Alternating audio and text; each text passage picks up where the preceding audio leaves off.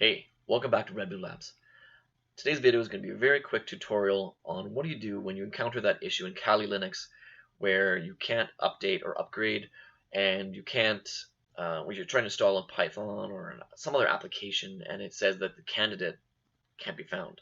So this is a very quick, typically the solution is dealing with the sources list within Kali.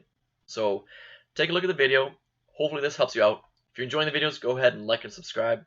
Uh, and here we go.